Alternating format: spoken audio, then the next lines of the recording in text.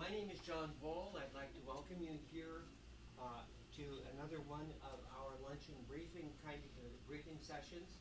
I am with the Prince Albert Mental Center for Muslim Christian Understanding. And I have the pleasure of being the moderator and chair, which I interpret as being the boss of the session. And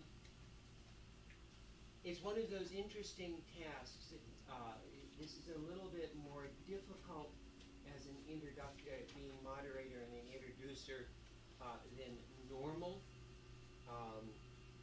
because among other things, I have large stacks of printouts from many years ago from our speaker for today, and I didn't go through them to find what sorts of things we could talk about, but Dr. DeLong-Bas was not Dr. DeLong-Bas when I met her first. She was sort of sitting back there in one of my classes. She is one of the products of the history department and the center's programs that we are exceedingly proud of. She has sort of a long connection with Georgetown. She was essential in operating certain kinds of programs, and especially was a big help to me when I was chair of the program for the American Historical Association, and she was my assistant. However, what she started when I first met her, what she wanted to do was to look at the whole tradition of what is called Wahhabi fundamentalism, and to do something that really had not at that point been done in an appropriate way, of actually starting by saying, what did Muhammad ibn Abdul Wahhab actually say? What did he actually write? Rather than what did people say about what he wrote. And so that she, in a very thorough way for her dissertation, became, I think, one of the foremost experts, not just here, but in the world, given the fact that the Saudis also invite her to come and talk. She is the author of an immediately forthcoming book, The Struggle for the Future of Saudi Arabia. She left the 18th century and is working in the 20th century. She has done, her dissertation became the book Wahhabi Islam from Revival and Reform to Global Jihad. Natana has the curse, shall we say, of being very efficient and very reliable, which also means then that in addition to having written 3-4 books now and edited other things and so on, whenever places like Oxford University Press need somebody who is really efficient and will get things done, they ask Natana to do it. And so when we wanted, for example, looking at what she's currently working on, Saudi Arabia and the Gulf, looking for the Arab Spring, when we wanted to have something that would be kind of oriented towards Saudi Arabia and the Gulf, we conscripted Natana. And welcome home, Natana.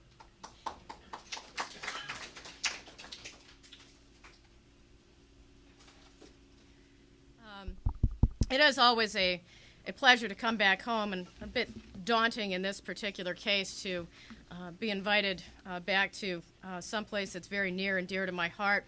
And just so you all know, I did come very well prepared. I'm not going to stand here and read 74 pages of paper to you, but what I wanted to do is perhaps shake up a little bit and think outside of the box with respect to the events of the Arab Spring and why it is that Saudi Arabia alone seems to have missed out on the massive kinds of protests over corruption and authoritarianism and government accountability that seem to have swept much of the rest of the Arab world over the past year. And when we're talking about Saudi Arabia, sometimes we just have to look at the issues a slightly different way. We're talking about a country that has long suppressed any sort of overt public demonstration. Indeed, the government reiterated its ban on public demonstrations in March of 2011 in order to discourage people from engaging in such activities, because it's just not the way things are done in the kingdom. There are other mechanisms in place, we are forever being told. It's interesting that there were some attempts at protests and demonstrations. We certainly heard a lot here in the United States about the Day of Rage that was supposed to happen on March 11th. And there were a lot of phone calls came in, asking just how big this event was going to be. And I said, well, probably not very. I wouldn't get too excited about it. And indeed, even though the media gathered, there was one lone person who showed up with a placard to kind of march around and raise his voice about his concerns about the lack of democracy. In talking to a number of Saudis, what I was told was that there were really two reasons behind the lack of support for these kinds of public protests. One is that it's considered to be very gauche to go out marching around in the streets. It's just not the way things are done. And the second was that people felt that it was relatively pointless, that it was not bound to accomplish anything useful or productive. The majority of the Saudis actually do have some, at least respect, if not affection, for the current king, and they were not interested in overthrowing the monarchy in the same way that Egyptians were interested in getting rid of Mubarak, or in Tunisia, getting rid of their leader. We did see some protests, and there are some that have been ongoing, specifically in the eastern province where the Shia minority lives. And Saudi Arabia has long had a complicated history with its Shia minority, really only turning a corner since September 11th. There had been some efforts to try to engage that population, but nothing done at a particularly serious, or we could even say national level, until after September 11th, when the kingdom had to come to terms with the reality of Takfiri ideology, and the reality that Takfir was not just being applied to those outside of the kingdom, but there were issues within the kingdom as well in terms of dealing with difference of opinion with respect to religious issues. And I would point to one of the main events that really helped to start to change the dynamic as having occurred several years before the Arab Spring. And that would have been in the National Dialogue of 2005 that began to address the question of the religious other at a more serious level. And for the first time, we had Shia religious leaders who were invited to participate in that conversation, along with some of their Sunni counterparts. In part because of this, there has been greater openness for public practice of certain Shia rituals, particularly Ashura celebrations, and development projects have been planned in areas that had been previously neglected. And by 2000,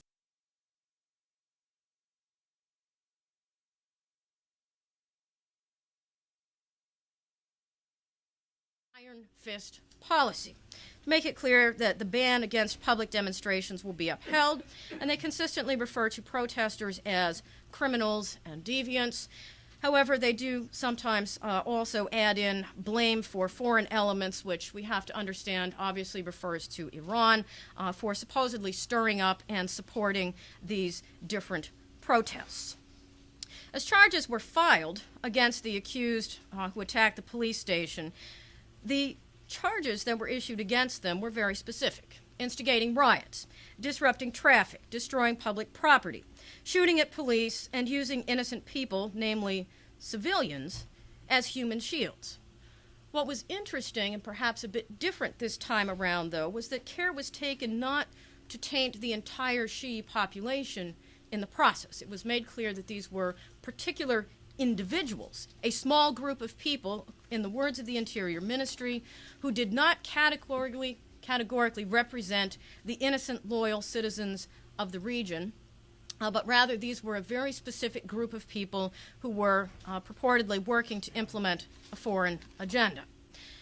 And just as interesting was the fact that a group of scholars and tribal leaders from Qatif made a point of getting together and going to visit the governor of the Eastern Province to make it clear that whatever the concerns were about those who had been arrested, they wanted to be clear that they were rejecting violence as the means of achieving that.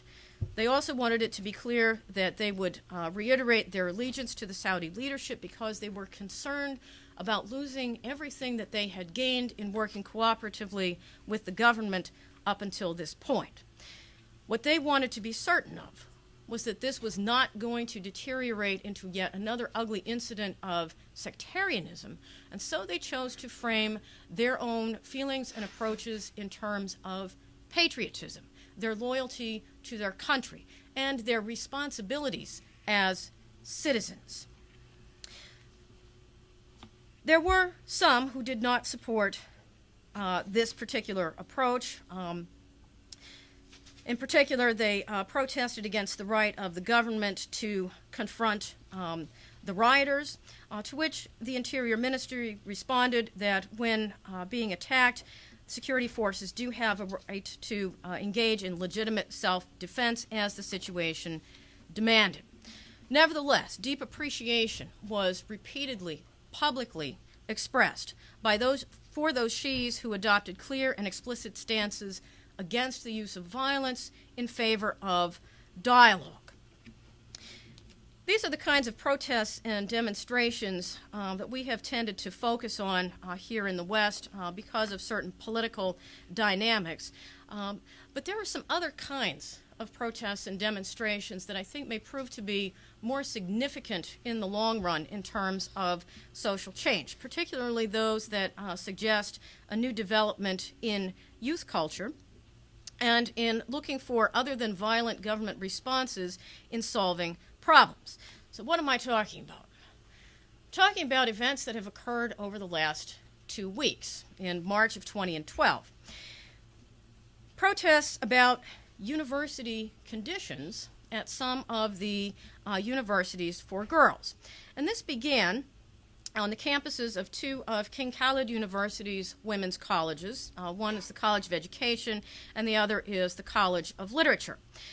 There were about 50 female university students who were injured during protests, and this incident was reportedly sparked when a guardian of one of the students had driven away some of the cleaning workers. And what that caused was an accumulation of garbage in the university.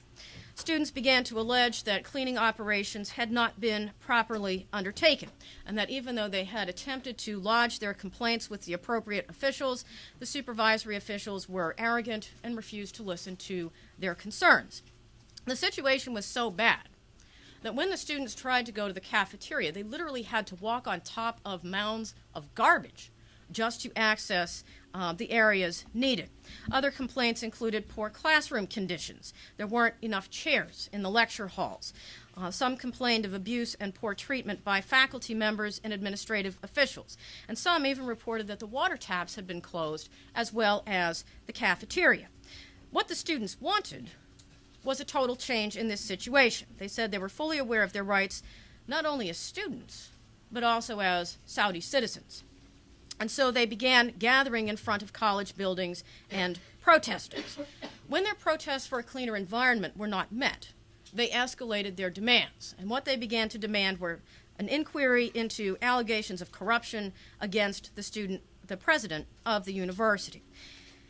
They began to vandalize university property at that point, and so fire extinguishers and water hoses were brought out and used against them. 22 students were ultimately admitted to hospitals and another 31 treated on campus. This was not simply a matter of campus security having to deal with this, but the police, the civil defense, the health department, and the Red Crescent, as well as members of the HEA, the Commission for the Promotion of Virtue and Prevention of Vice, were called in to the disturbance. Parents also started to come into the university to try to protect their daughters. Bless you.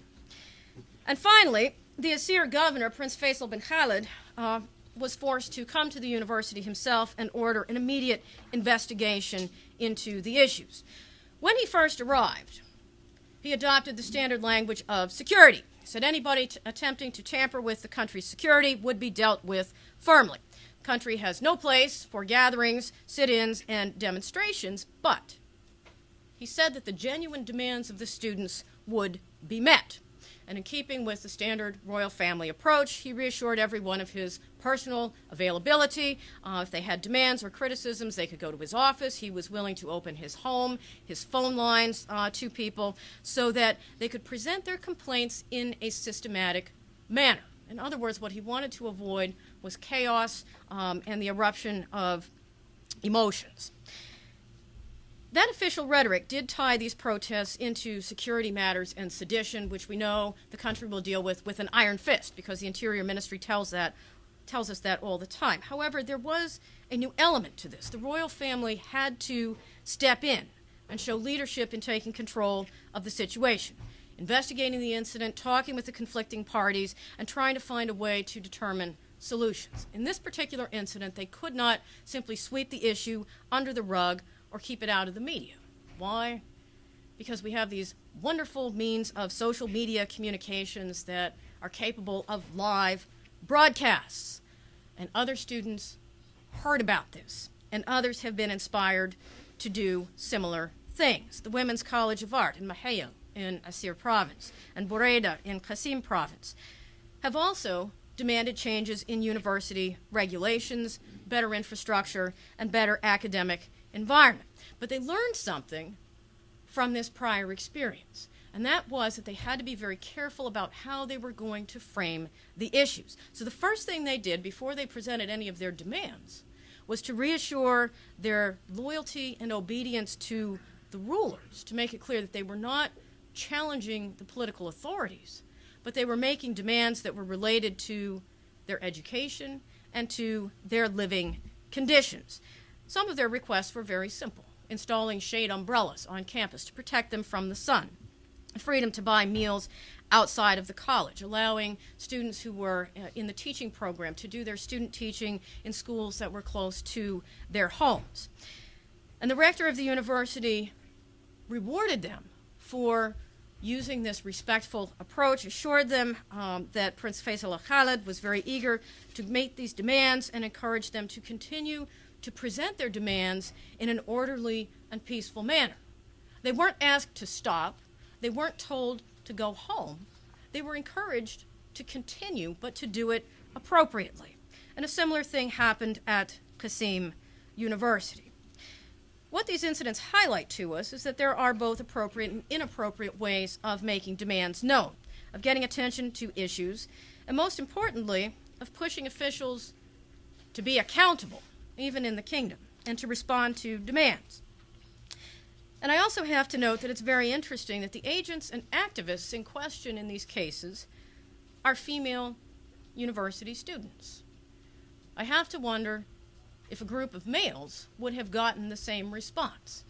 We often hear that being female in the kingdom is a real disadvantage, but if the government is serious about protecting women and assuring their safety and well-being, they were able to box the government into a corner on this one by forcing them to respond to demands that affected their quality of living.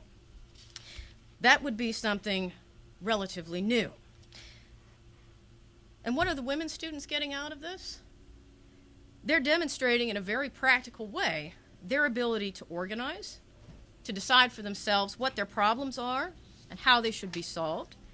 They've made their voices heard, and they haven't just made them heard, they're getting the results that they want. And so I think this is something to watch in the months and years to come, to see how these successes and initiatives in leadership for community problem solving play out in broader society in the days and years to come. So there's one theme with respect to the Arab Spring, protests and demonstrations. What about the role of social networking and freedom of expression? It may help to know that these incidents at King Khalid University did not arise out of a vacuum. Social networking had previously been involved in raising awareness about appalling university conditions at another girls' university, the University of Hail for girls. There was a student there who had posted pictures of a university building in very poor shape on her Facebook account. And for her efforts, she was suspended. However, many of her classmates responded to this by sending tweets out on Twitter. And thousands of people picked up on this, and so these images that originally had been limited to Facebook were now being sent out through Twitter. And they showed, indeed, that the condition of the building was such that it represented a danger to the lives of the students and staff, particularly as the rainy season approached. And so there were all sorts of arguments that broke out about the university's actions. Did the university have the right to suspend this student for raising awareness about an important safety issue? And tweets ran along the lines of these sorts of comments. They don't consider it abuse to force students to study in this collapsing building, but it's abuse when the student exposes the building's condition. Some people really do have very strange mentalities. Citizenship is supposed to be an anti-corruption tool. That student should have been thanked, not suspended. And in the words of one, it's an utter shame when a college student cannot enact change. How will they ever learn to produce positive change later on? In other words, if you don't begin with change where you are now, how can you hope to accomplish anything further out or further on? It wasn't just Twitter. An anonymous group of students also got together to put together a blog campaign, urging people to take action to stop suspension of this student. As far as they were concerned, all this young woman did was post pictures to share her concerns with her Facebook friends. And they felt that this issue was a legitimate one because just a few weeks before there had been a major fire at a school in Jeddah and a number of students were killed. That fire had been set accidentally by students who were playing around in the basement, and when the fire actually started to spread, instead of notifying people, which is what they should have done, they got scared, were afraid they were going to get in trouble, and so they just left the basement and went back to someplace else, and unfortunately the fire spread. And this raised many questions. For how long are people going to be expected to remain silent when public safety is at issue? And so there were debates that went on not only on Twitter but also on this blog about whether students broke the rules by taking pictures and posting them, or whether the safety issues really were such that they needed to be addressed. In the end, within one day, the suspension of that student was lifted, and she was reinstated to the university, and the General Directorate of Civil Defense was pressured to form a specialist and safety commission to go in and actually investigate the circumstances on the university campus. And so what that incident proved to many people is that social networking, whether we're talking about Facebook or Twitter, provides a powerful call for action that governments are no longer able to censor or control. That's very much in keeping with the lessons of the Arab Spring in other places. And when you add smartphone applications and BlackBerry messengers and the WhatsApp application that allow instant messaging, it also suggests to us that the days when government bureaucrats can simply hide behind their desks and either pretend they never heard about the issue, or they can say one thing and then later deny accountability or say, well, I never really said that, it's over. Social networking is very widespread in the kingdom. According to a recent study done by Fawzia Al-Harbi, Saudi Arabia's Facebook community is actually the second largest in the Arab world and the 32nd largest globally. There are 2.9 million users. Almost half of them are young men and women under the age of 25. So we have this theme of youth coming to the surface. YouTube has also proven to be particularly popular in the kingdom. It has been found to be the fastest rising search term on Google during 2011, followed by Facebook and Hafiz, which is a national program that helps people who are looking for jobs in the kingdom to find them. Twitter ranks 5th, Al Jazeera 7th, and Al Arabiya is 9th on that list.